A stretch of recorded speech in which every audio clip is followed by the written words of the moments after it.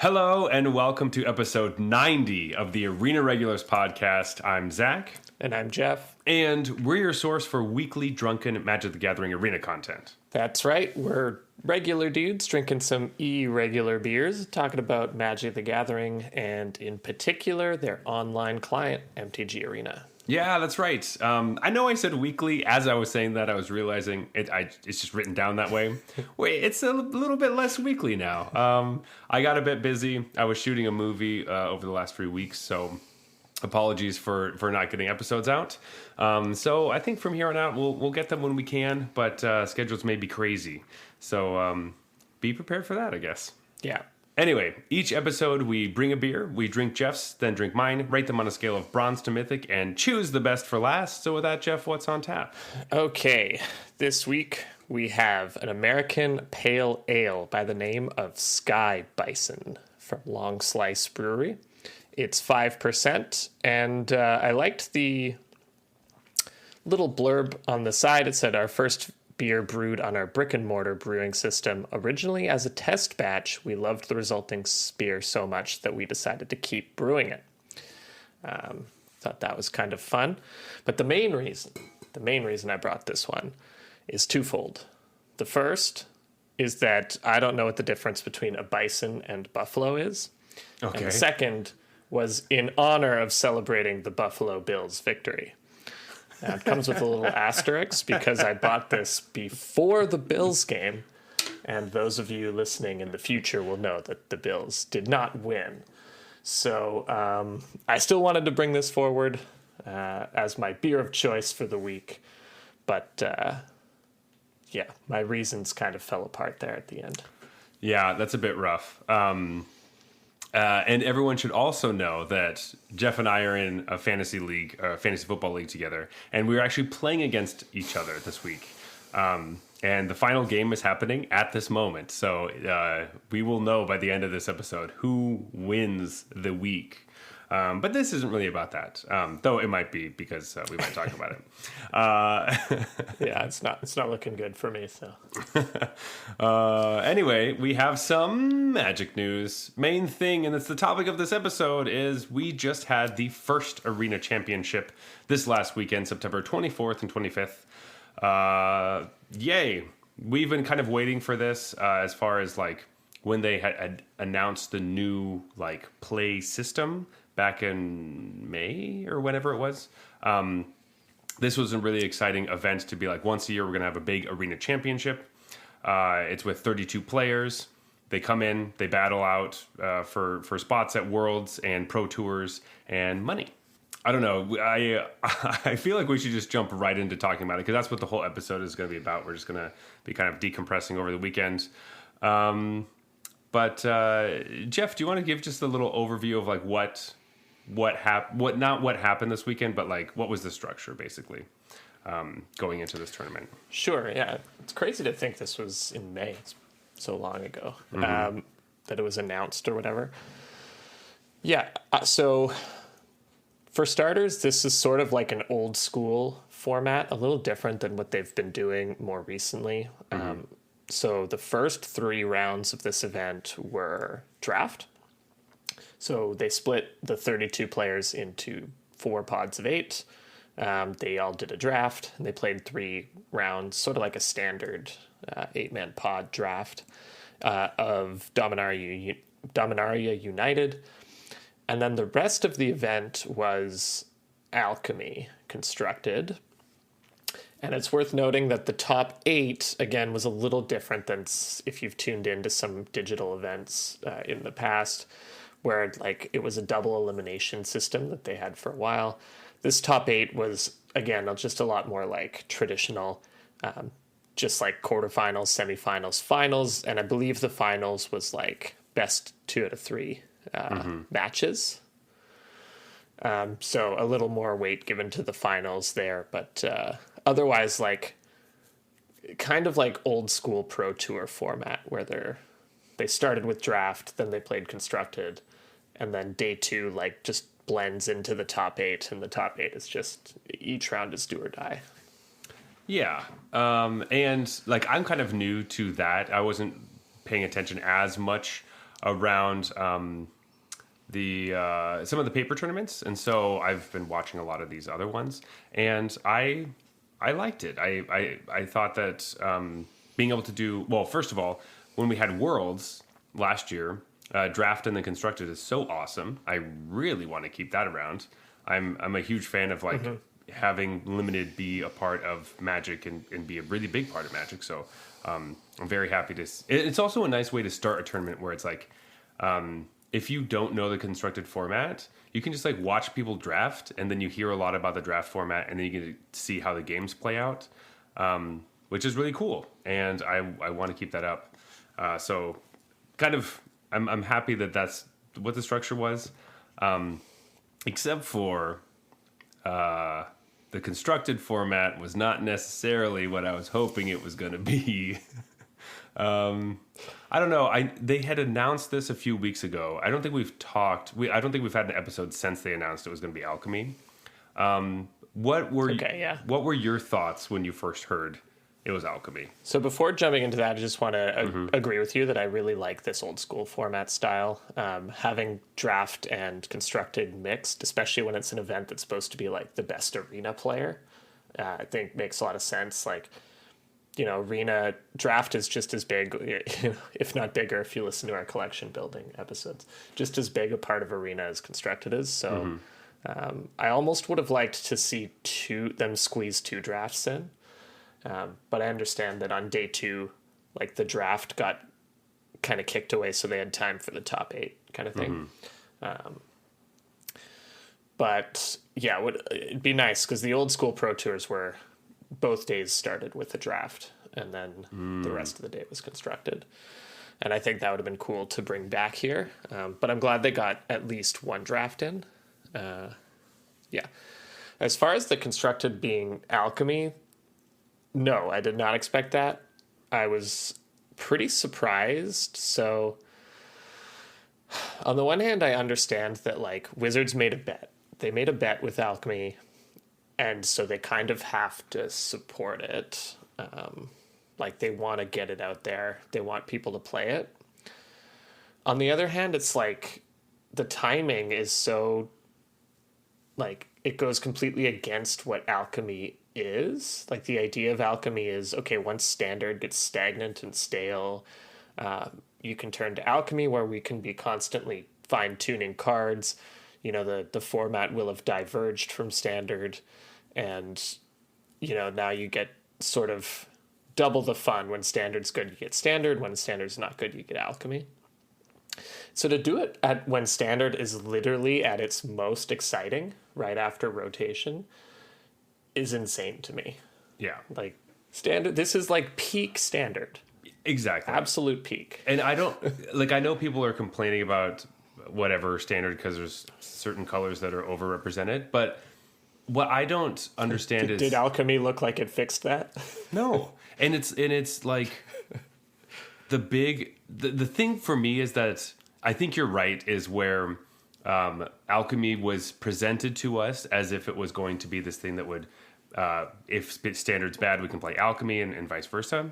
But that's not exactly how it's being used. It's being used as just a separate format that has different cards, because they put out different cards for each set. And they recently put out a huge set in the summer that's all alchemy. And a lot of those cards were represented in these decks, which makes sense because they're a huge part of the alchemy meta.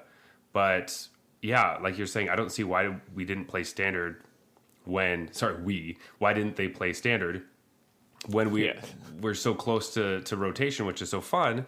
And we don't even have the new alchemy cards for Dominaria United yet, which is going to come out, like this week? Or they usually come out like a month after the set releases. So oh man, I didn't even think of that. It's just classic Wizards, right? Like brand new cards are coming out for the format, but our big tournament happens right the week before without the new cards. Now I wasn't.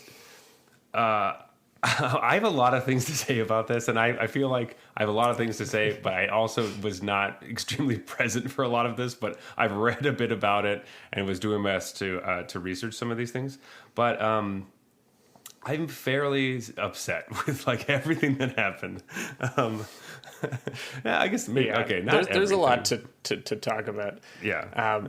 But as far as the format choice goes, like we basically were saying, okay, they want to show off alchemy, sure, right? Having alchemy in a big tournament, I don't think in and of itself is a problem. No. It's just the timing. Like, you want me to be excited about alchemy, you should make an alchemy tournament when standard is boring. And then alchemy is so different from standard. And I'm like, that's awesome. Like, I've been playing standard, it's always the same stuff. It's getting dull. And then there's this big alchemy tournament. I watch that and I'm like, whoa, those decks look cool. That's different from what I'm seeing in standard. Like, that's how you build like excitement for this format. Yeah. Well, Instead, they chose when standard is most exciting and during a time when the decks that are dominant, like both formats are dominated by Esper. So it's like, and there's like, the alchemy deck is basically the standard deck. Well, it used to be. Now it's actually quite different, but it's still just like Esper mid-range, you know? And it's like, okay, so you chose to show off alchemy at a time when it's not meaningfully different from standard in terms of like the types of decks that are seeing play, and like standard is going through the biggest change and like it's most exciting and people want to know what to play in standard. It's just like the timing is not only wrong, but like exactly opposite to what they should have done. In my Which opinion. Like is the worst possible timing. always the case. This happens again and again and again. We get this constantly. I think the best alchemy tournament we had was the one last year where Ili Cassis won, because that was the most exciting because it had like come out, I don't know, a couple months before that, but they had just done the first rebalances and dungeon mechanic actually was worth playing, and that was really exciting, right? That was a weird one. It was a weird tournament, but it was like, this makes sense that you would do this because we're in this weird period and we get to see. And that got me hyped for alchemy. Yeah, and I actually went and crafted that deck and played it, which seemed awesome. This one, I didn't feel that way. I was kind of like, oh, it's a lot of these cards from Baldur's Gate, and there are some things from Dominaria United, but I guess I'll just play standard if I really want to play with those. Like that's mainly what I was thinking. So I'm continually confused by why they're making these choices, but at the same time, I know it's because they want to showcase Arena for the Arena Championship, so they have to play an Arena only format. I think that's the biggest thing that they're trying to get at, right? So they're saying, oh, it has to be alchemy or historic have to be part of it because it's arena, and we're already doing draft, which isn't arena specific. So let's pick one of the other arena things. Let's go with alchemy. And I totally get that, but you know, like, and sometimes they have to make these decisions fairly far in advance. Like, oh, it's going to be on this date, it's going to be alchemy, and then standard suddenly gets solved, and maybe they didn't know that, and they made it a standard tournament. That sucks. I feel like this one was avoidable. Like, if you want it to be alchemy, don't schedule the tournament like a couple weeks after rotation for standard. Exactly. Like, there was no reason that the tournament had to be this weekend. So it feels like they scheduled the tournament way in advance, and then really like a few weeks ago we're like, oh, well, it's got to be an arena only format. They didn't think of that when they were scheduling it. They didn't think of how it's going to be alchemy a few weeks after standard rotation. So the other idea though, do we know what the formats are for Worlds yet? Because Worlds is like Halloween weekend. It's at like Magic 30, right? Is that right? I think so. And that sounds right. And that's before the Brothers War comes out. And so I don't know what those formats are going to be. Does this mean that they're trying to have standard be one of the formats for Worlds? Maybe they're saying, oh, could be. Let's not have a big tournament that's standard a month before our World Championship, which is going to be that same format. Let's change it. Worlds takes precedent. Though even by that point, maybe a different format for Worlds would be more interesting. I don't know. And I think Worlds is going to be in person, so maybe they'll pick Pioneer or something else. I'm not sure. But I'm wondering if Pioneer or Explorer would factor into it somehow. But I mean, that's the other thing. If you want it to be an arena-only format, Explorer would have been a good choice. yeah, everyone is hyped on that. Like, that's what I see most of the time. People are posting deck lists about either Standard or Explorer. I see a lot less of other formats. Or draft decks. Like those are the big things that I see, at least. I know there's other people out there. I know we're an arena only podcast, so we should be hyping the other ones, but it's difficult when, I don't know. You tell us if you are out there listening, being like, hey, I think it should have been Alchemy, and you're all wrong, and that's my favorite format. Please find us on Twitter and Instagram at Arena Regulars and tell us that. Because nobody does. I don't have any. No one has ever told me that. So yeah, I wonder how the players felt about it. They're like, man, now I got to play Alchemy for a couple of months. Exactly. I don't even think they had that much time though. I think it was like a few weeks, maybe 2 or 3. So I think it was like 2 to 3 weeks, which I'm kind of okay with. I know pros like to complain that it give you the formats like too late, but I don't know. Like, were you really going to be practicing for 2 months? Like, yeah, I would prefer to see a deck that you practice for 2 weeks than it's a lot more interesting. I think some deck that you've mastered over 3 months. Yeah, I mean, like, everyone's going to come with the same deck. Yeah, if I was in the tournament, I would want more time, but I also don't. Yeah. But as like a viewer, I think 2 weeks is totally has led to a pretty solid viewing experience where there's a host of decks. Someone has brought something wacky because they didn't have that much time, and they're like, I got to just bring something crazy. Like, that stuff doesn't happen when there are super teams that work for 3 months on a format. It's like, That's true. Anyway, so that's kind of our gripes as far as like Alchemy goes. There are more. Yes, it is not the end of our griping. It isn't. But the beginning of the bolting of my bird is the Alchemy decision, which was a while ago. All right, Jeff, should we go good news, bad news? What should we do? How do we want to go about this? We could try to alternate, but I don't know how long we'll be able to. Well, we started with bad news, so maybe we can start and end on bad news and sandwich the good news in between. All right. The good news is I really like, we already talked about this, that draft was a part of it. But once again, so my viewing experience was I was working on Sunday. And even if I wasn't working, I would have been watching football, so I probably would not have been watching the tournament anyway. But on Saturday, I did get to watch a couple matches, which was nice, and see some of the draft stuff, which is what I was most excited for. So I was really happy that I was able to do that, and that was really exciting because I have been playing the main format I've been playing is draft because it's the beginning of a set, and being able to see all these really great players draft and play their decks. That was exciting to me. Being like, that's really the pick you're going to do? Or, wow, you're sacrificing that creature that I think is way more important than you do. And then I get to watch them either that's a good decision or a bad decision, all those kinds of things. So that was exciting for me. And I'm just going to continue saying draft was awesome. Draft is always awesome. I love it. It might foreshadow our next topic a little bit, I guess. But I tried to watch the draft portion. For various reasons, I found it unwatchable. But this is the good news section, so I will keep talking about draft. I watched a bit of the draft. I thought it was really interesting that, like you said, the players aren't doing the same thing I would do. I think I've developed a really strong bias towards being aggro in this format, and the pros did not seem to show that bias at all. I was like, oh my god, that card's there, and they're like they're taking the stupid plant wall that gets you. I'm like, what? That's good, and the announcers are talking about how it's a late plant wall. You got 4 of them. Now, the player that we watched draft all those plant walls went 0-3 in the draft, unfortunately. So I still don't know if I'm wrong or if if they're wrong that the plant wall is that an 8th, a 7th pick stupid plant wall is not super late, as Cedric said or whatever.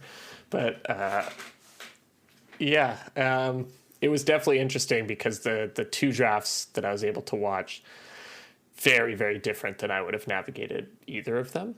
So that's always fun. And, there's some amount of like, you're playing against other top tier players. So different strategies become more or less viable. Like, I think you do probably get some extra win percentage from aggro decks by taking advantage of opponents that don't build their decks quite optimally. So they are a little more prone to stumbling, or they're a little more prone to like not being able to claw their way back in, which obviously when you're against the best players, they will, their curve will be perfect and their mana will be the right mana for their deck. And so they'll stumble less. So, naturally aggro becomes less favorable, but I still think that a couple of those drafts could have gone towards a white aggro deck. So I love formats where it can reasonably go in both ways, and like not one way isn't correct. It's just like you show your preferences kind of when you draft. Yeah. The drafts where there's a, I don't know, fourth pick lightning strike and they're not even looking at it. And you're like, I know. what? I'm like, that's a sign. Don't to I me. understand? Am I doing something wrong? Because I thought that was a clear sign. Oh, red's open. Nope, don't even give a shit. Yeah, I'm like driving mono red if I see that. Yeah. Like clearly nobody's red. So. Yeah, it's like, yeah, I got to go for this. But what you alluded to, I think it's probably a good time because it makes sense as far as the timeline of the weekend. The technical issues this weekend were, is it fair to say, the worst that they have been? It's the worst I've ever seen. I'm usually like, what, technical issues, whatever. I'm pretty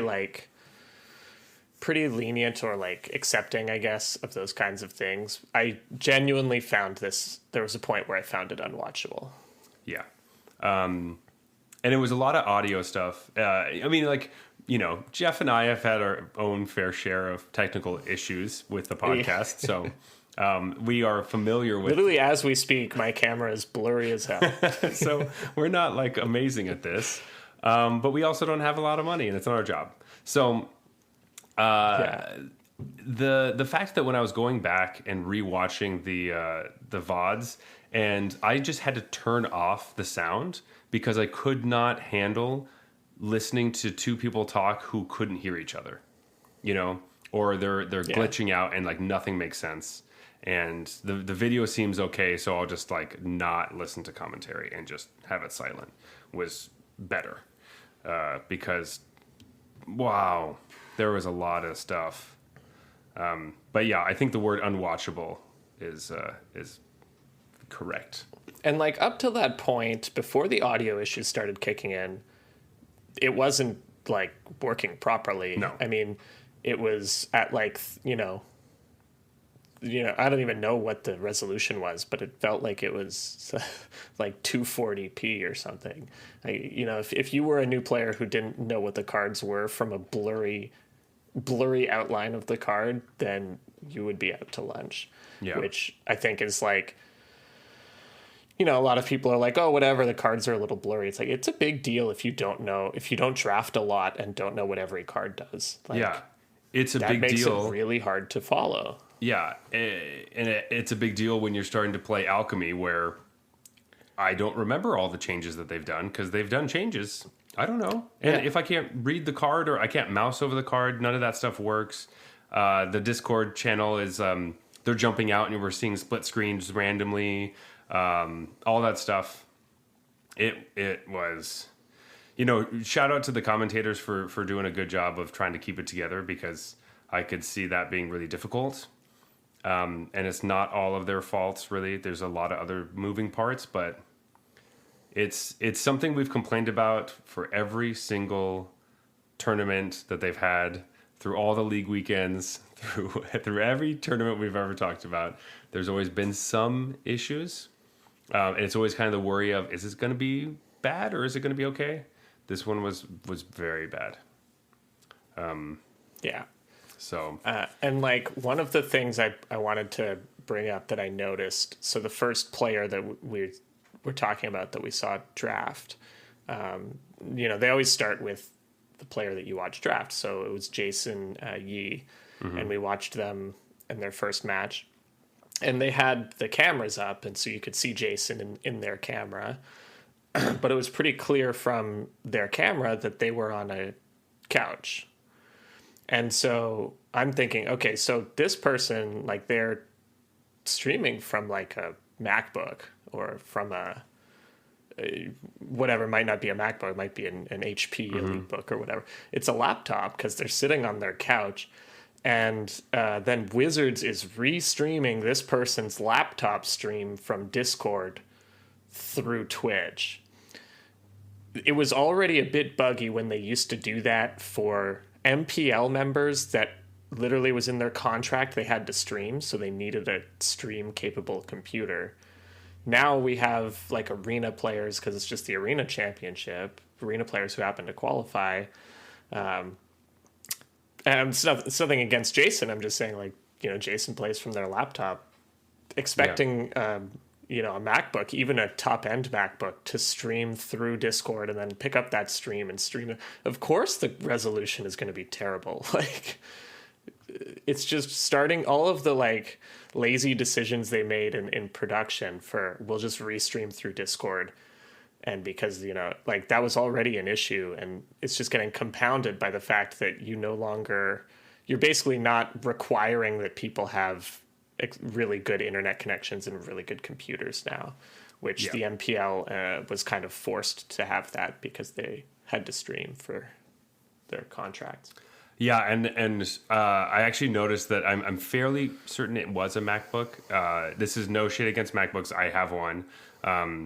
But with Arena specifically, actually, this is something I've never talked about. But since they gave us a recent update, we weren't able to do full screen for a long time. But now, if you're in full screen... I remember that. So if you're in full screen now, it actually cuts off the edges. Both edges are kind of shaved. So if you have pets and things, you can't see them. But it also hurts you if you mouse over a card. It flips to the side. You only see half the card. So if you want to make sure you can actually see everything on the battlefield, you have to not be in full screen. And so you have the little tab thing that shows you the top bar that has like the red X and the green minimize or whatever. And that was on their screen. And you could see it on the broadcast. And I was like, that's got to be a MacBook because I have to do that because I can't see cards otherwise. And it's... it's all the inside secrets. Yeah, so there you go. If you are on a MacBook or a Mac computer and having a problem with seeing your whole board, you have to get out of the full screen. I'm sorry. Yes, so that's really frustrating. And all of you just know. I mean, I know we're shitting on this, and we might. This might be a shit train episode. I don't know, but it's just because we have such high hopes. Like, how amazing would it be? Again, bringing it back to football. If we could have the quad octo box, that's what it is. Octo boxes out where we can see every single person drafting at the same time, and you have a couple people explaining what's going on and what just happened, and that pick went through these players who are these colors and blah, blah, blah, blah. And oh no, these people were having problems over here because they're both picking the same colors. That would be so exciting. And being able to go back and reverse and do some of that stuff. Obviously, it's a little bit more palatable when we're, watching someone draft as we would draft and watching their picks and all that. But I do think it would be really exciting because it's the only time you can see a whole table. Like, there's no other time you'd be able to watch every single player draft everything at the exact same time. We do have the okay, never mind. Wizards does not have the capabilities to do this, but it's possible they could get there, but at the moment they can't. And other games have stuff like this. That's the other thing that's frustrating too. It's like, it's just a clear decision from Wizards not to invest in this aspect, which is fine. It's their decision to make, I guess. But it's like, I just don't understand the like half-assed tournaments where I tune in, I'm a fan, I want to watch, I set some time aside, and I just like can't watch it because you're bringing up football. It's like, imagine if the Super Bowl was like blurry. You could not see the players' numbers. Like you couldn't read the players' numbers from your video. Whenever like things get moving too fast, too many players move, it freezes. And the announcers can't talk to each other and their audio cuts in and out.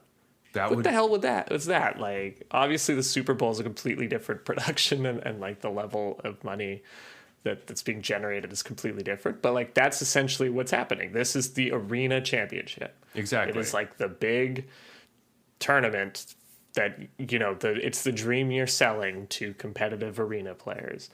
And it's like, we can't even be bothered to get you a video quality where you can read the name of the card. Like, you can't see the player's numbers. Like, it's come on. And these are things that, like, even talking about, like, you're talking about the Super Bowl, I'm saying every single football game in every single place, no matter where, if it's in Mexico or you're in London or it's, they're retranslating it into Spanish or French or whatever, they don't have problems. They don't have problems. They figure it out. If you're competing with these kinds of things and you want people to be watching this and care, you have to care. And it just continually feels like they don't. And it just makes me sad. But it comes from a place of like, I want it to get better, and I've always wanted it to get better. And it just makes, and I want to tune in and I want to be excited about it, but it makes it really hard when, like you said, you sit down, you try to watch it, and then you got to turn it off, because it's not like you got to turn it off because you have to go to dinner or you turn it off because you have other plans. You turn it off because it's not worth watching. And that's right. That's really... And you lose the chat too. Not that, Twitch chat's the best thing ever, but it's like, it's literally 100% of the chat is it super blurry for anyone else? And they were going in and deleting all those messages. They were like, anyone who was asking, like, just authentically asking, like, is there problems? Like, what's going on? Like, they would go in and delete all of those so people weren't thinking that there were problems. Like, come on. Anyway. If I logged into, like, a Magic stream from Magic, right, and it was as blurry as it was, it was like 300p or whatever, and I can't read anything, I would assume it's on my end. So I'd be like trying to fix it, and I'd be like, hey, is it blurry for anyone else? And then the answer is like, yes, it's blurry for everyone. Yeah. It's just the stream. But I wouldn't even think that that's an option when like the developer, this like big name developer of the game, is producing this stream. Like if I went to a Riot stream for any single one of their games, if it was blurry, I would know it was me. Exactly. Like it was my internet. That's really the big competitors. Like, watching any League of Legends like tournament is so much more exciting. I don't even understand League of Legends. Like, barely. I don't even know what's happening, but I'm more hyped than for the game that I play the most. And it gives me energy, and I want to learn. Magic, it hasn't really been, So, I understand that the games are different, and we've talked about this before, so I don't want to harp on it too much, that sometimes Magic feels a little bit more like you're watching golf or like chess or something, where like somebody wins before it looks like they've won, compared to other games. But so maybe the streaming and the whole, like, I don't know, fanfare of it isn't as exciting, but you still have to be able to read it and watch it, and I don't know. Anyway. I mean, I don't know. I don't understand League of Legends that well, but it's definitely has a similar aspect where a team has won without actually destroying the other team's like home base or whatever. It's like, true. The game gets to a point where it's over. I guess you can just like... It's just how almost every game works. Yeah, you can just see like...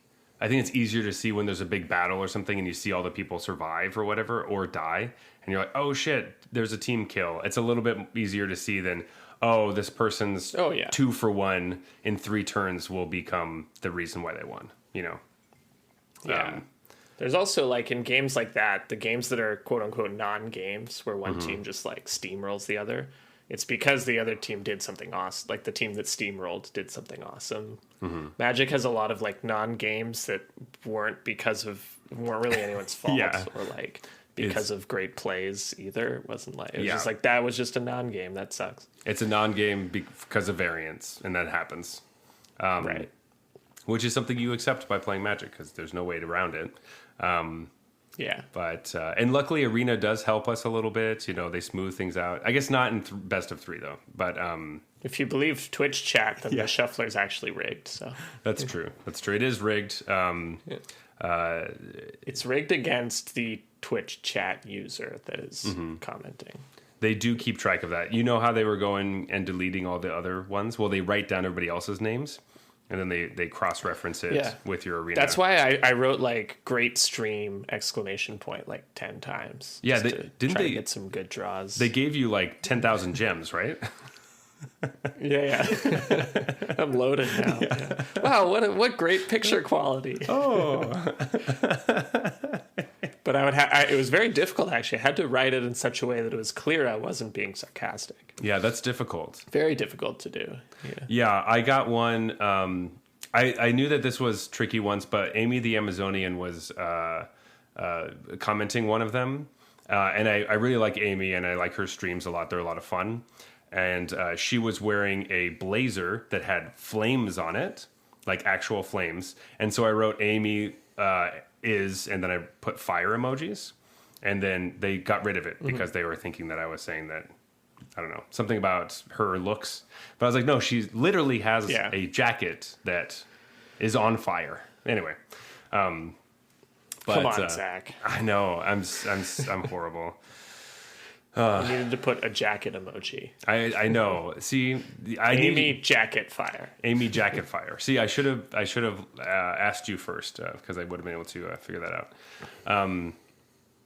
Anyway, that felt good. You know, I've been holding that in. Sometimes you need to let out a little bit of frustrations. I feel like that's some aggressive moderation too, because like, if you had said that about any others, like any streamer, how many times would they assume you're commenting on their looks and not just saying they're fire? You know what I mean? Like, I feel like that comment's innocuous enough that you could let it go. But oh well. I as I was writing it, I was like, maybe they won't like this, and whatever. Doesn't really matter. But. All right, so I have more grievances. Fuck, I forgot about one. Yeah.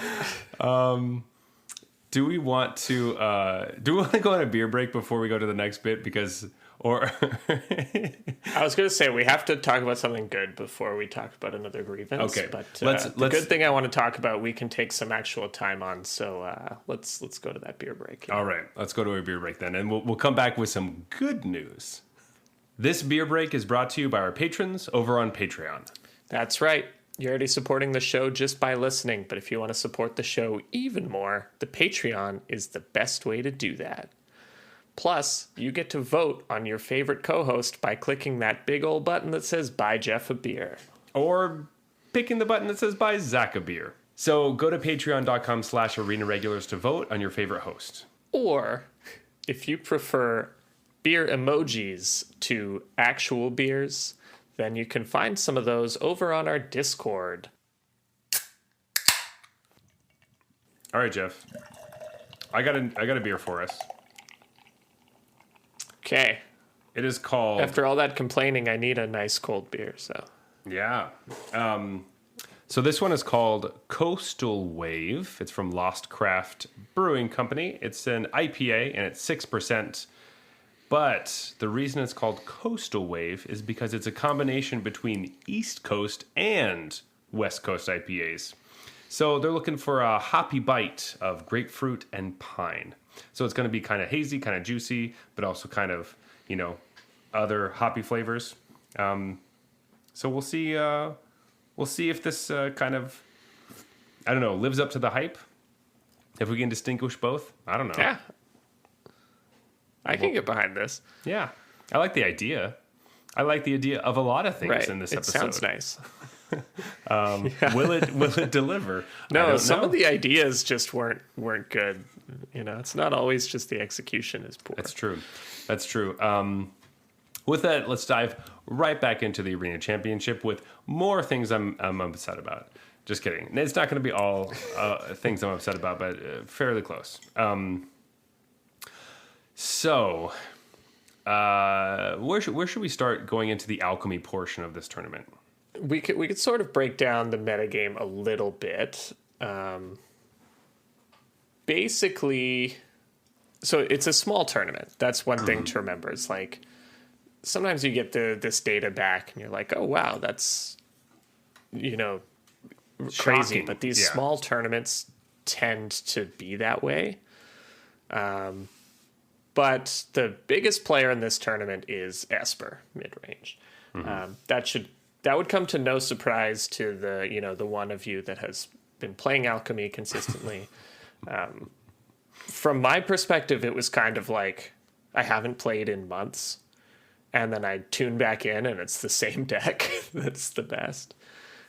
Which again is sort of antithetical to like what I understood alchemy to be about. But that's where we are. Yeah, and I think that I think for my own sanity, need to break whatever I thought alchemy was supposed to be and just kind of accept it for what it is, because what it is not what I had thought originally. Because this is the deck that was really exciting during New Capenna. It's added a couple cards through Baldur's Gate, but like it's just the same. Like as far as like Esper goes, we did add like the Callum Jin guy that we had talked about whenever that card came out, how it was going to be like a main staple in that deck, and it is, and the whole format has it all around it. But anyway, I need to stop thinking of alchemy as something that's like standard but fixed or changed, and it's more its own thing. I really think, at least in my mind.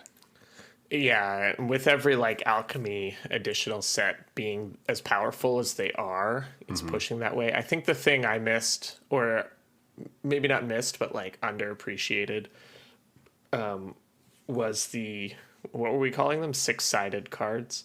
Yeah. The strength of those in the Esper deck.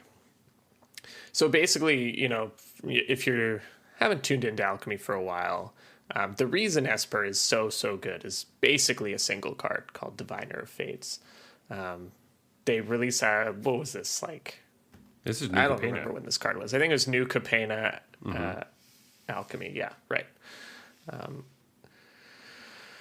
But basically, it makes all of your discards like loots, but super loots, because they get back the same type of cards. You'll never like loot in. You pretty much don't loot into something worse. You just loot into something equivalent or often the same. And so what I didn't realize, these 6-sided cards, discarding is part of the cost of specializing. And so when you have Diviner of Fates, it's just like cheating.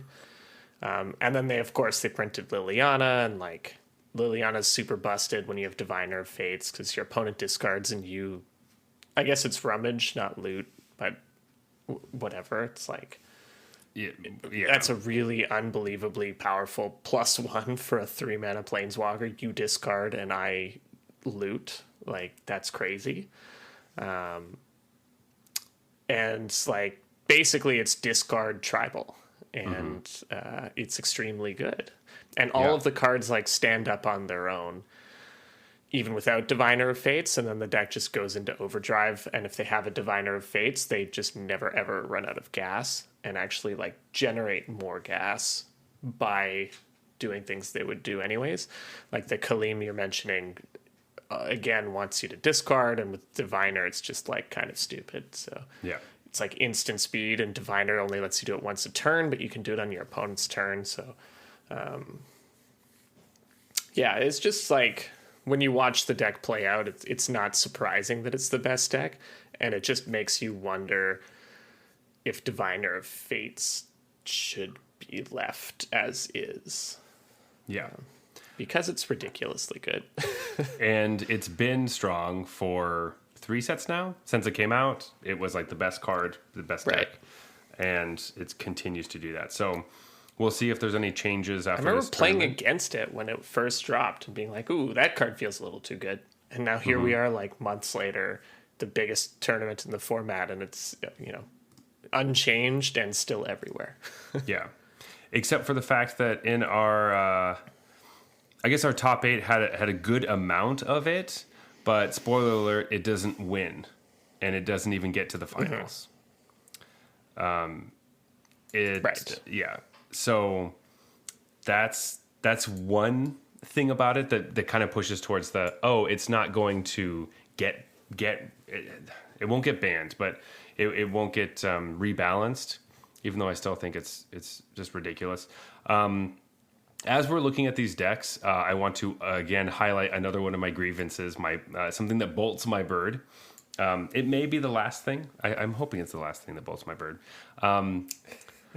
What the actual fuck is wrong with Wizard websites and not showing you previews for alchemy cards?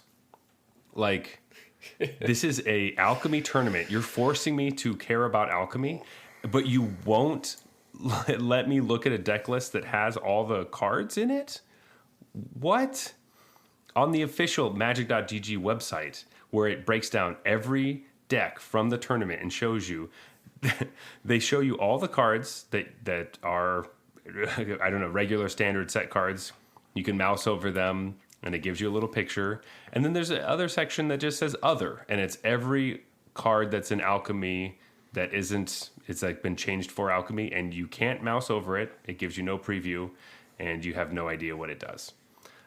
It makes it extremely irritating to look at decks and try to decipher what's going on, because the creatures are not in the creature slots. The planeswalkers aren't in their slots.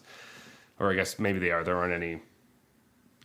Oh, no, there are alchemy planeswalkers. Anyway, it's just like. Yes, a big one. There's the, Tasha. I forget. It's the and D&D players are going to hate me for forgetting this. But it's just like. Yeah, I was thinking the Esper one, though, because like. Tasha, yeah. Either one of those. But it's like, come on. Oh, right. Of the hideous laughter. Yeah. Like, I can't with this. This is where, so you might understand my headspace coming into this episode being like, I'm kind of upset about this tournament, but it'll be fine. I'm gonna look at some decks and do some stuff. Trying to look at decks, can't fucking look at decks either. Okay, well, what the fuck am I supposed to? Sorry, I'm cursing a lot, but I'm.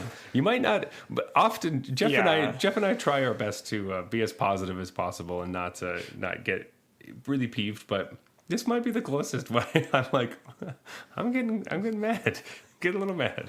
Get worked up over here. Get a little worked up. Yeah, we also try to be honest though, because if we were just hyper positive about everything, then you would know that that's just what we're doing, and you can't take any of it. So I guess occasionally we have to really dislike something so that when we're high on stuff, people can know we actually liked it.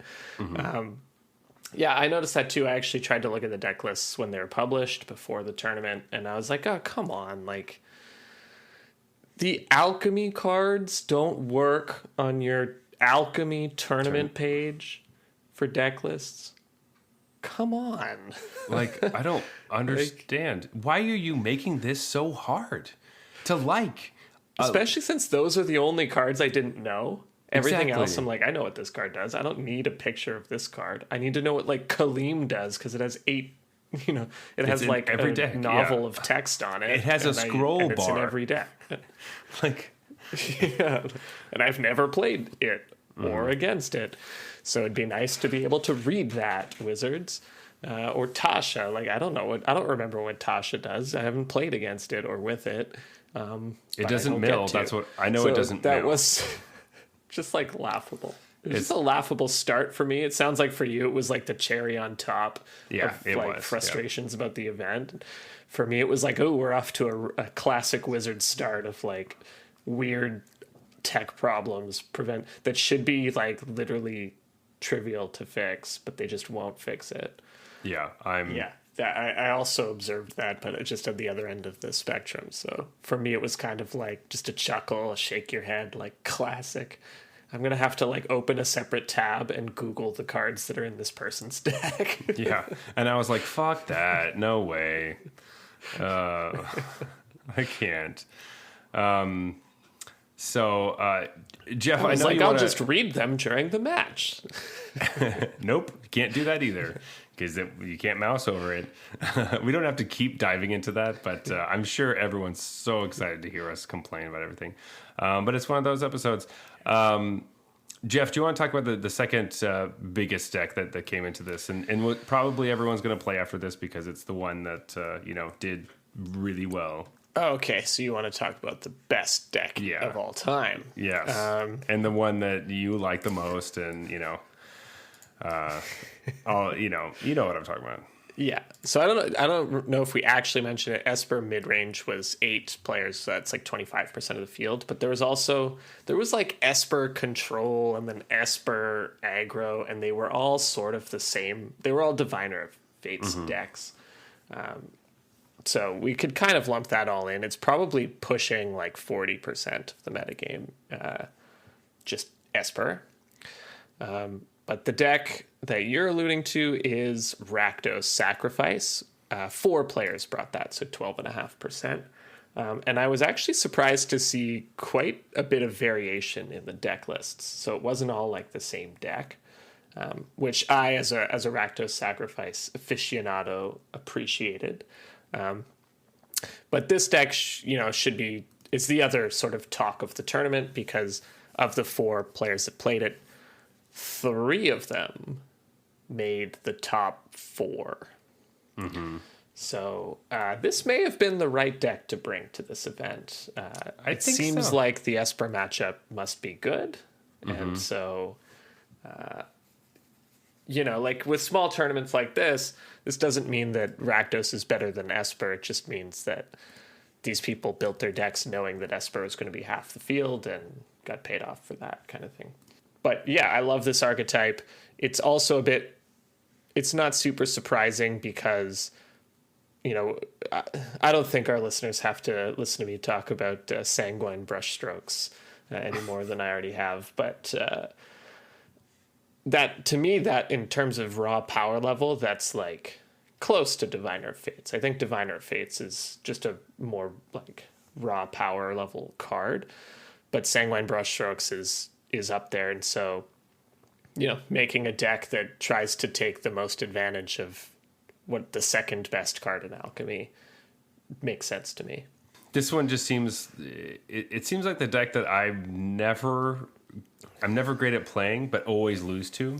And I tend to get really frustrated. I did have a question for you though, and this isn't specifically about this tournament or Alchemy, but Shieldred has been popping up in a lot of different places and in these decks. How do you feel about that? So I've thought about this because I knew that this was going to come up today. I have to admit that I was... so I don't want to say I was wrong because I said that Shieldred was overrated, which I still think is true. But I will admit that I was underrating Shieldred. Okay. All right. So I think Shieldred is better than I thought it was when I was talking about it, but I still think it's a bit overrated. I like some of these decks that have like 2 copies and stuff. When people get like really berserk about it, and it's like their main game plan, it seems like too much to me. But it has been popping up in a lot of places, and to me personally, just from a Vorthos standpoint, I really like having one of the Praetors be a big deal, and not just like your single copy of Vorinclex in your Ultimatum deck, but having it be kind of more of the metagame is kind of nice. But I still think I'm kind of on the same side as you that I was rating it. I might have been rating it a little bit higher than you, but that's mainly because I like cards that don't cost very much. And so because the mana cost was lower, I was more interested. But I think we'll settle into a place where it's going to come down in the community and you're coming up. And I think you're going to meet in the middle because I don't think you were too far off, but I have been waiting to talk to you about that. I think like everything is said about the card is still true. I still believe that, that it's like, it's just a fatty. It gets the only incremental value it gets you is maybe 2 damage if you play it when they're tapped out. And then if they remove it right away, you were at a loss on mana. Like, all that stuff is still true. I think I was just underrating just how good it is when you can't kill it, I guess. Like, that it's 2 damage life swing each way every turn is a lot. Plus attacking 4/5 death touch is hard to... Yeah, and then, like, there's small stuff that goes on top of it. Like, people just draw cards, so this ends up doing more than the one drawing a card per turn. I guess now's a reasonable time, since we're talking about Rakdos Sacrifice, to bring up, Sam. Sam Rolfe won the event. Congratulations, Sam. Yay, Sam. And his sideboard plan in the finals, which was a Rakdos Sacrifice mirror match, woohoo, against Kisuke, was to side up to 4 Shieldred. And I will say that Shieldred is a house in the Rakdos Sacrifice mirror match because the deck doesn't play a lot of removal that can kill it. Like, it really relies on Voltage Surge. And then it plays, like, a couple of things that can actually kill Shieldred. Like Infernal Grasp and stuff Shieldred, like that. Right. And so the finals was kind of all about Shieldred holding Infernal Grasps, like doing your best not to use them on anything else.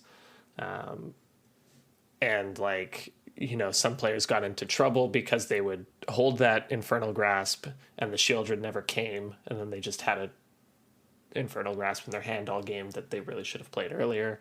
Like, so I think he identified that Sam did that, like, Shieldred's very, very good in the mirror match, and he might have expected more Rakdos Sacrifice than was there, but it showed up for him in the finals. But against a deck like Esper, I don't know, I felt Shieldred pretty underwhelming because they have so many ways to kill it that you're probably, at best, getting 2 damage and trading down on mana. So, it's one of those cards that, again, like, 5 toughness is a lot. So, again, if you're relying on red-based removal, sure, it's amazing. But black removal kind of laughs at it. So, but yeah, Rakdos Sacrifice finals mirror match was really interesting. I'm like fine with Rakdos being a good deck because, like you said, or maybe just sort of hinted at, like, Rakdos Sacrifice, I don't want to say it's like a super hard deck to play or anything. I think it's just like you have to practice with it. Like, I've played so much of it that I think I pilot it fairly well, but so that's what I mean, that it can't be that hard if I can play it. But it does take a lot of practice because, like, I mean, Anvil is just a tough card to play optimally, and so is Experimental Synthesizer. That's one of the hardest cards I've ever played with because it's like you're using the mana to play it, and you can only play what you drew off at this turn.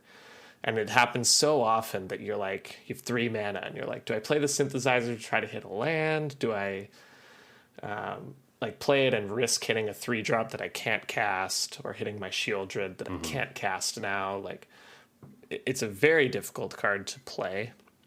And the deck is so much about incremental advantage that, like, the minor mistakes you make in playing these cards probably make the difference between winning and losing, which is what I like about it.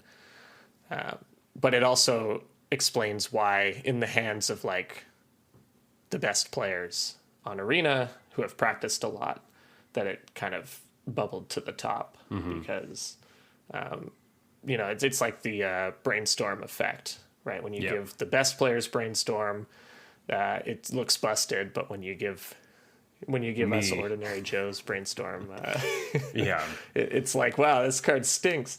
Do anything. It just, like, locked me out of the excitement of my draw step for 2 turns. Yeah. Thanks, Brainstorm.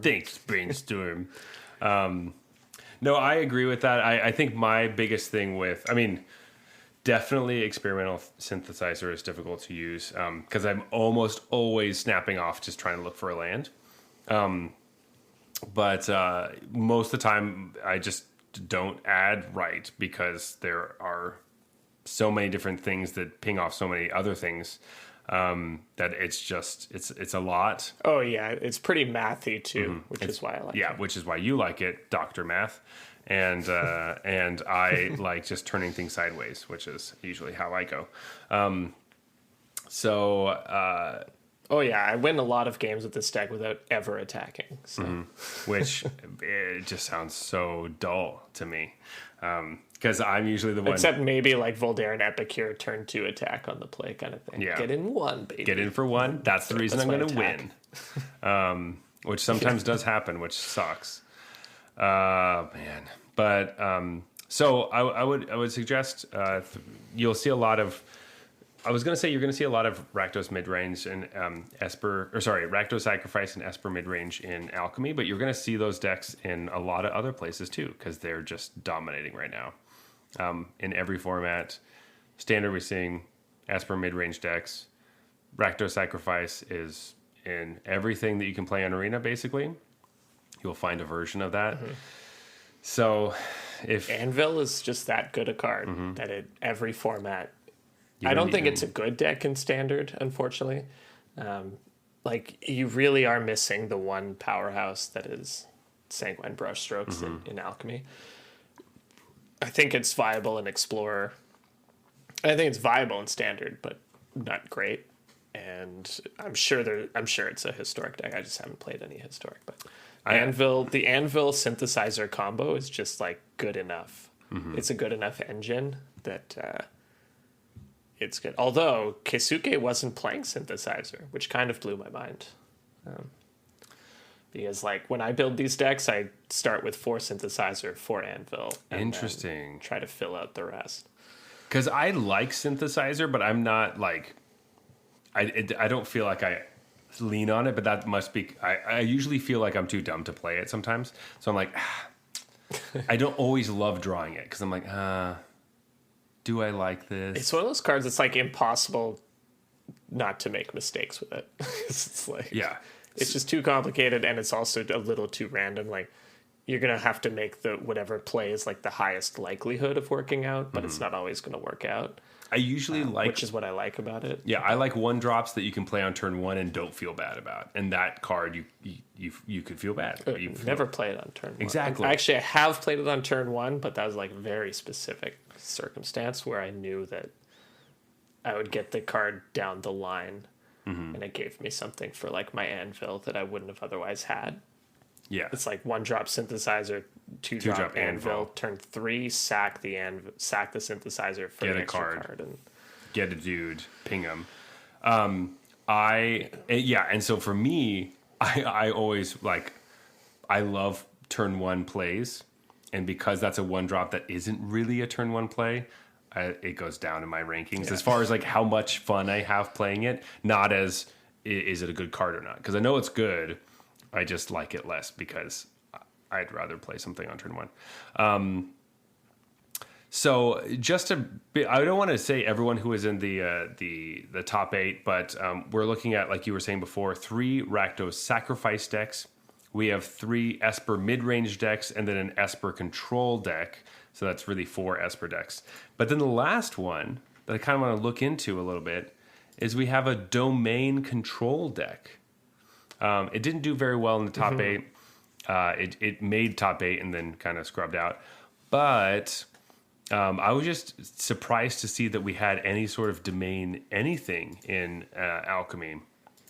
Because this is something that I was kind of thinking about since we have all of these great tri-lands for domain decks, and seeing that I know Sphinx of Clear Skies has made quite a few different decks, which to me it was a bomb in draft, and so I was like, this is just a bomb in draft. We even saw this. It's like draft bomb. But the fact that it was showing up in a bunch of these constructed decks, I'm like, oh, okay, this has legs. That's cool. It was also my pre-release promo that I did not play with because I didn't play blue. But anyway, it's always a bummer. Yeah, I mean, just looking at the art, I'd probably be like draft bomb. That's it. That's what draft bomb. Like maybe a commander card based on the art. 5/5 flyer, draft bomb. And that's what I was kind of thinking, like, oh, commander card, that's cool. But the frequency of like Sphinx of Clear Skies around here, he's playing Drag to the bottom, and Shadow Prophecy made it in, which I'm a big fan of Shadow Prophecy in draft. So seeing that in a constructed deck as well, I'm like, fuck yeah, that's dope. Really happy with that. But yeah, more of these like. It's a control deck, so I have a hard time talking about it because I'm not super great with control things. But we have more of our. Did you say Kaleem? I thought his name was Callum, but Kaleem probably makes more sense. Oh, I could be wrong. I don't know. I'm sure Kaleem sounds more like a Jin than Callum. Callum sounds like your farmer neighbor, Callum. Oh, you can go get you need a good old Callum. Yeah, good old Callum. He's got a shovel over there on his tractor, and go ask him for it. So I'm pretty sure you're probably right. It is Kaleem. On the other hand, Kaleem sounds wise. Yeah, Kaleem sounds very wise. You probably found them in a bottle or something. So it makes a little bit more sense. Yeah, so this is a weird deck because it's sort of control, but then it has this like combo of leyline binding, and then when you don't care about the thing that's under the leyline binding, you hit it with your own fragment reality, and it pulls out a Sphinx for you. Oh. It's like one of those. It almost has that transmogrify style thing going on, where your fragment realities or leyline binding costs like 1 or 2 mana. You hit the early threats with that, and then later in the game, it's like, yeah, have your 2/2. I get my Sphinx on your end step, kind of thing. That's pretty sick. Which is really cool. Yeah, that's really cool. Yeah, I don't know if it's like as powerful as what some of the other decks are doing but I loved it. As soon as I like saw that was what was going on here, I was like, oh, okay, that explains the Sphinx, the fragment realities. Like it's like a combo control kind of. It's a cool. Well, it's one of those like, because when I think of a combo, I think of a card or a situation where like you immediately win. Now Sphinx doesn't. I know, yeah. Yeah, it doesn't immediately get them. But so that's how I can see how you'd think like, oh yeah, it's not as powerful as what the other decks are doing, especially when you're giving them something back. I know Reed Duke recently was talking about how giving your opponent any sort of advantage at all is a bad idea, and that was kind of the reason why he was saying that he doesn't like Assassin's Trophy. And there's some Twitter debate about it, but anyway, so this is a question. Is this combo approved by Reed Duke or not? That's what I want to know. I mean, I'm always a little suspicious of like a quote unquote combo, but of like cheating out a 5-drop. I'm always like, come on, it's a 5-drop. Why are we cheating out 5-drops? Just play it. just as your Golgari roots, Reanimator roots, or yeah. We got to get 7 or 8, to make me interested. Although in this case, it's an instant. So I do buy that that's like pretty good to end step a Sphinx. I'm also like, is Sphinx really the absolute best we can do if this is what we're trying here? But I trust, the developers of this deck that this made sense. But I just wonder if they got a little too boxed in by it having, it's a domain deck, so we have to pick the domain payoff as the creature we're cheating in. It's like, I feel like this combo could be getting a better creature than Sphinx of Clear Skies. Do they just... And I know you're trying to strike that balance of like, I want to be able to play it and have it be good and not rely on always having the combo. But I feel like your combo should be a little better than a Sphinx. This Sphinx, I don't know. Maybe they just want to play fact or fiction as much as they can. I don't know. Yeah, like as much as I hate to say it, like could we have not played like Titan of Industry? Oh, like that feels pretty gross. End step Titan of Industry. That does sound gross. And I understand this deck is like not green, right? You'd have to rebuild this deck because it's domain, but it's like every color except green. But it depends how much you're interested in playing the Titan for realsies or relying on the combo. Yeah, maybe they're more interested in, if the combo comes together, cool. If not, we're just going to play Sphinx like as a regular 5-drop. But even like the Angel with all the shield counters that makes 1/1s, like, is that not better? It feels like that might be better. Angel of Sanctity, or I don't know. What it's isn't called, that card a lot better? It has 2 shield counters and draws a bunch of cards. Yeah, if you have counters and creatures, I think Sphinx is a bit better if you just want card advantage that like they have to spend their turn getting rid of if they're going to do it, as opposed to I guess they need 2 cards for this for the Angel. I feel like it's kind of close. I feel like it's kind of close. I could see it. The Angel's better. All right, I could see it. Even with no other creatures. Yeah. I do want to point out that, as always, my favorite thing in a sideboard is just a single island. Just a basic island. I love that. We need more people that just put lands in their sideboards that are just like basics. But so I just realized Fragment Reality, by the way, it has to be lesser mana value, and Leyline Binding has mana value 6. So it has to be a 5-drop. Gotcha. So that was something I was thinking might have been going on, but I couldn't look at Fragment Reality to decide or figure that out because of this. Of course. Thing. Yeah. Yeah. But I totally agree with you with lands in the sideboard. Sam Rolfe actually had that. He had a land in his sideboard, and he sided it in the mirror match because he just didn't want to get mana screwed. Look at that. See, earlier we were talking about just getting screwed sometimes. There's some just non-games. Well, here you go. That's how you do it. Yeah, and I will say, like, to our point about non-games in Magic being a bit of a bummer, like, the actual last game of this event was a non-game where Keisuke just drew all lands and Sam drew, like, the nuts. The nuts. I think Keisuke had, like, to sack his own anvil to itself to make a 1/1 to sack to his Ob Nixilis.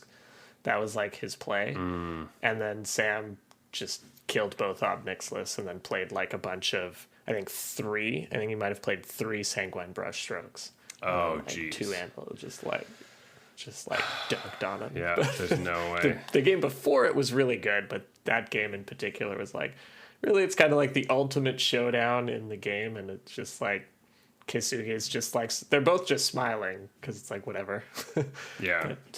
Because I guess Keisuke won 20 grand still, so he's probably not too upset. But it is one of those things that, like, the beginning, like you expect the game 2 to be kind of like that. Not necessarily game 3, but it is what it is.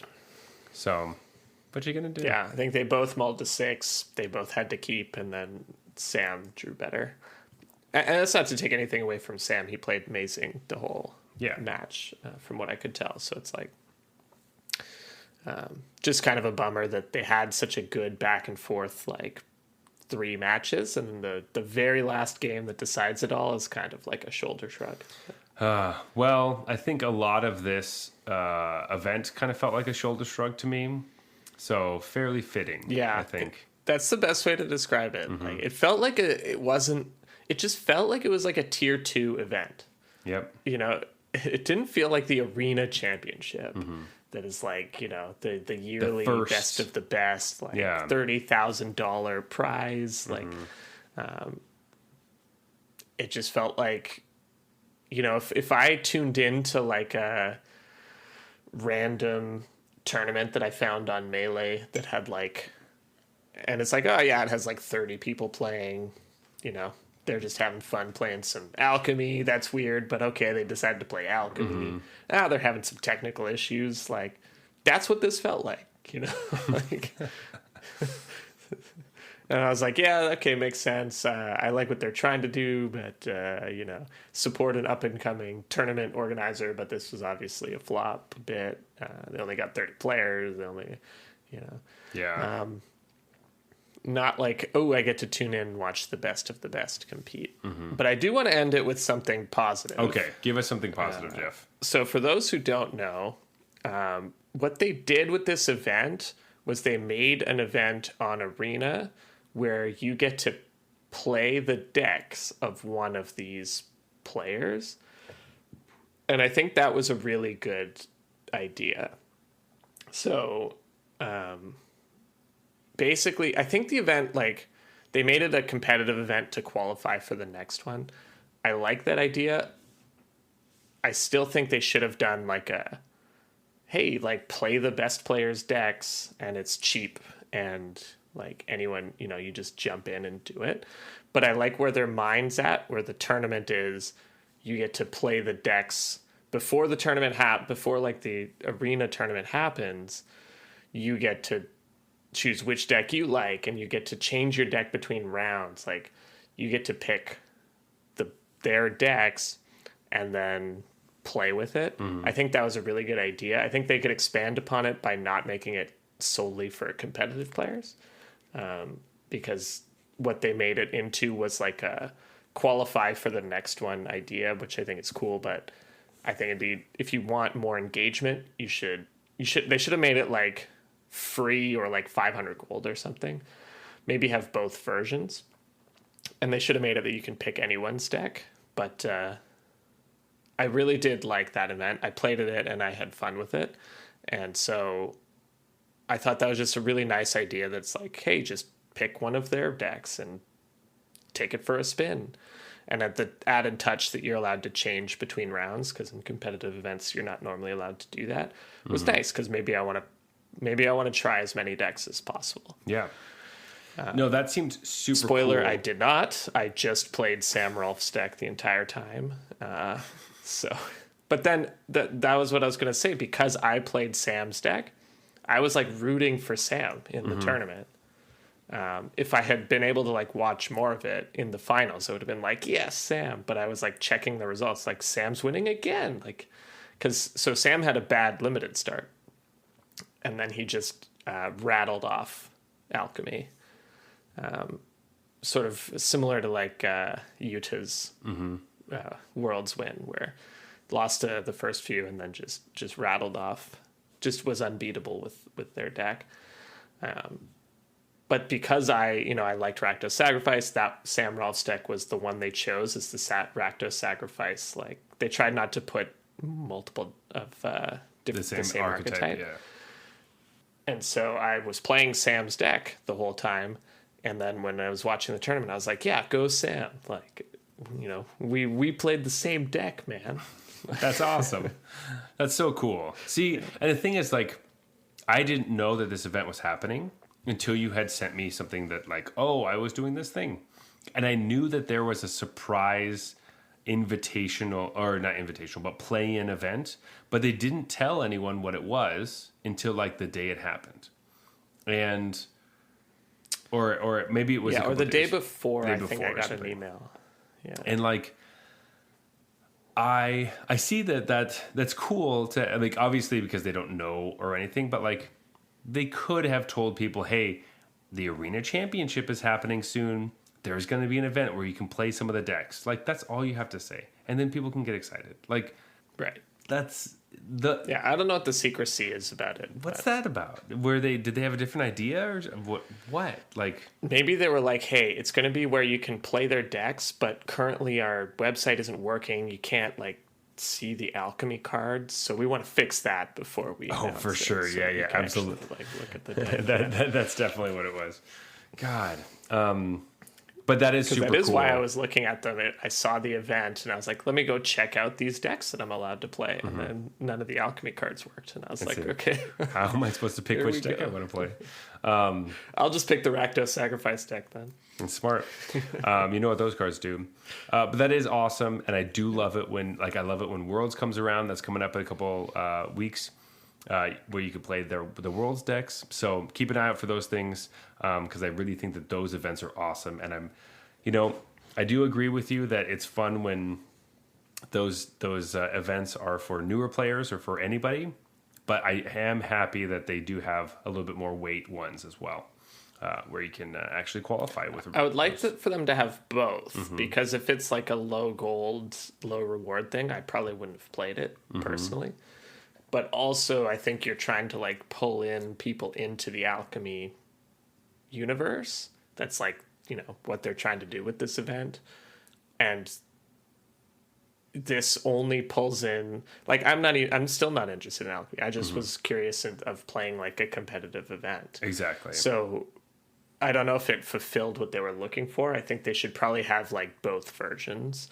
As long as like, hey, qualify yourself for the arena championship, or like, hey, like test out the arena decks, the arena like, championship decks without crafting the cards for like a low price entry cost. Because I'm the player that would like to do the chill one, where it's like a midweek Magic kind of like free to feels free event, where I could just try the decks out and just like play all of them and be like, oh, I played all the decks, that was a lot of fun, and I know more, as opposed to a competitive tournament. So, or not tournament, but event. But anyway, I'm really happy they did that, though. It just feels like they can give more spotlight to it.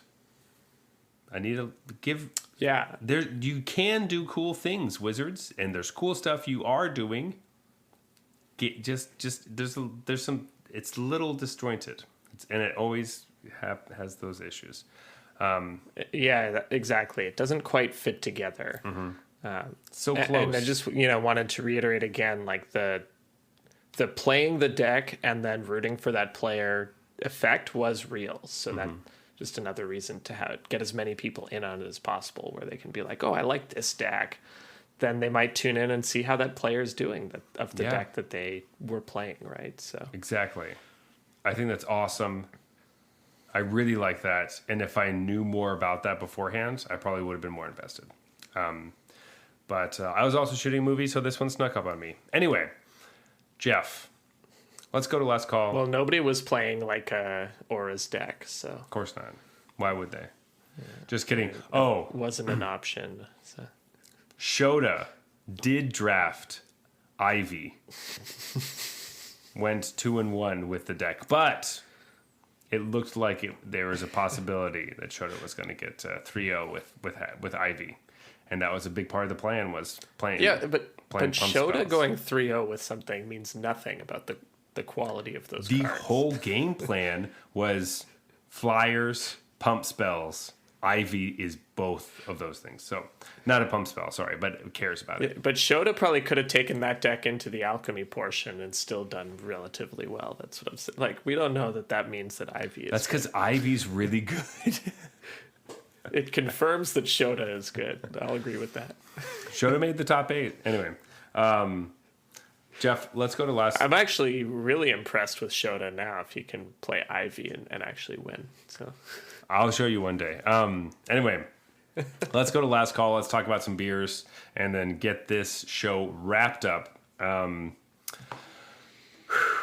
Let's run through the list really quickly. As always, we rate our beers on a scale of bronze to mythic. These has nothing to do with the tiers you are currently in. It's just a fun way to rate beers. So don't feel bad when we say that bronze beers are trash. They're horrible. We hate them. You have to pour them in the drain or down the drain and get them away from your mouth as fast as possible. yeah, silver beers are just kind of boring. Macro brews tend to fall in this category. Gold beers are fine, but you don't really think about them. Platinum beers are good. They're solid. You'd probably drink them again. Diamond beers are exceptional. You really like them. You buy them often, and you bring them to your friends at parties. And mythic, these, of course, are the best of the best. These is like, there's only a few of these that you have at any time. You're always thinking, if you see that beer, boom, it's you're grabbing it. You might even drive to a neighboring county to pick up your beer. Woohoo! And with that, Jeff, do you have a beer that you've chosen for this evening? The winner for you. I think so. All right, here we go. 3, 2, 1. Coastal Wave. We're on track today. I like when we're in sync. Yes. We had all the same complaints about the tournament, and now we picked the same beer. We're just right there. 3 weeks out, we're still in it. All right, That's right. Jeff, do you want to start us off talking about Coastal Wave from Lost Craft, their West Coast, East Coast IPA? Yes. It's good. I liked it. Again, we always talk about this with like tasting, but I wonder how much you telling me at the last minute that it's a West Coast, East Coast hybrid is the idea behind this beer, because I actually didn't read that. I wonder how much that affected how I'm tasting it, but it does taste like that. Like you do get elements of both. It has that kind of like West Coast sort of like grapefruit is what they have here. Like when grapefruit's in beer, it's not actually grapefruit. I forget what it actually is, but it has that citrus aspect to it that West Coast beers tend to have. And then it definitely has the juicy haziness going on of an East Coast. And I just thought it was really tasty. I think they hit that balance well. To me, if you had to choose, it's like leaning East Coast, but still has the nice citrusy nose to it and everything. This was just a good beer. Yeah, I think I agree with everything you said.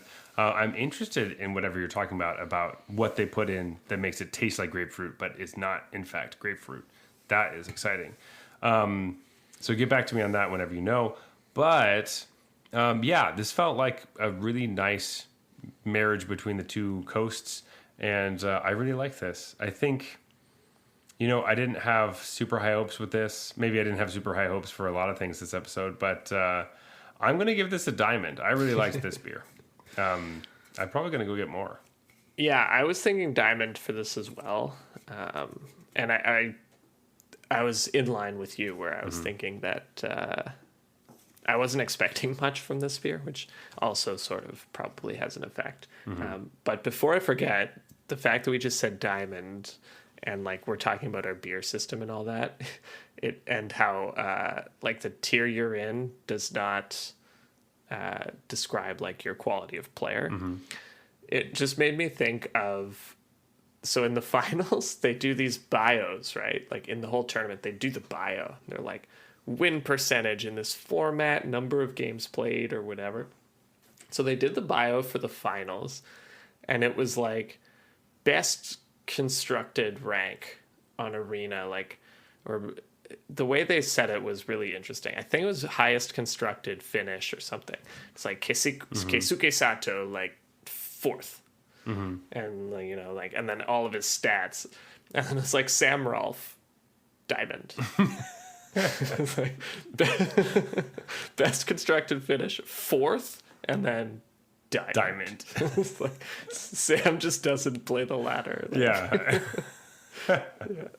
And you're like, sick, man. And he won the whole tournament, right? Yeah. Like, Yeah. So everyone, if you're sitting there like, I've never made Mythic, that sucks. Like, don't worry, neither has Sam. Yeah, Sam didn't do it either. And he won the Arena Championship. Look at that.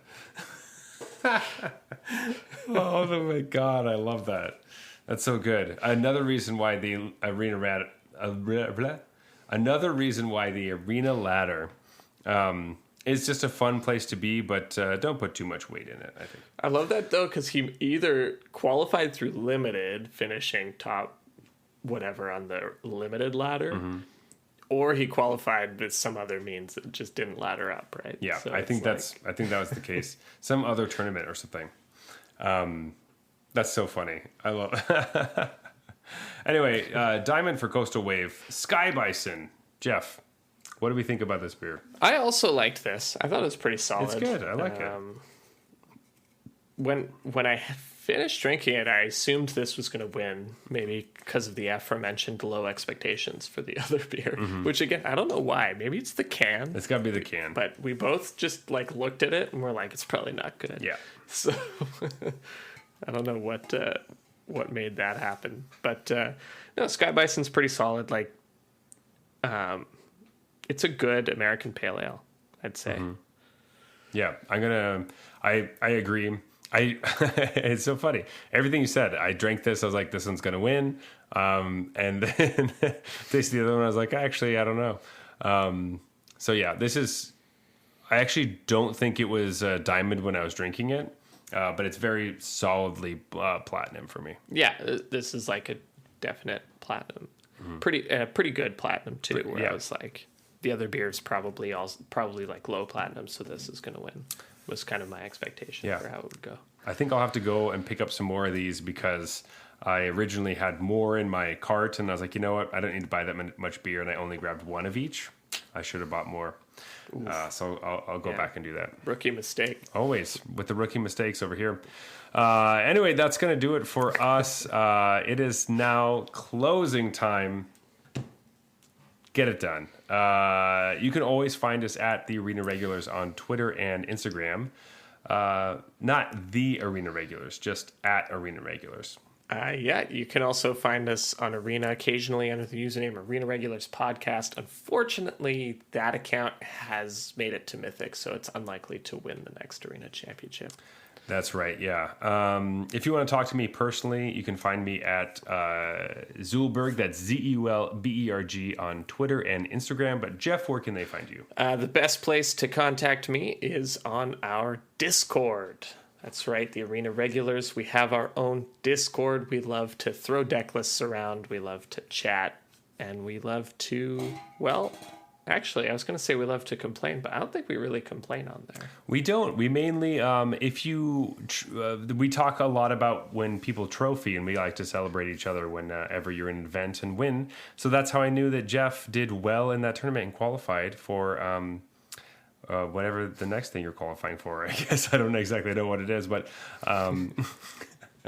but I was really happy to be like, hey, that's how I found out about that event. Hey, you won the thing. That's so exciting. As always, please leave us a review on Apple Podcasts, on Spotify and iTunes, and any place you can leave a review. We'd love that. Come to our Discord channel. That's probably the best place to find us. But, if you want, as we said before, Twitter and Instagram. But the reviews help us a lot. It actually brings us, through the analytics, it helps our podcast be seen by more people. And so, yeah, we just love the help. This has been the Arena Regulars, reminding you that just because Rakdos dominated the event doesn't mean you shouldn't play Diviner of Fates. Good night.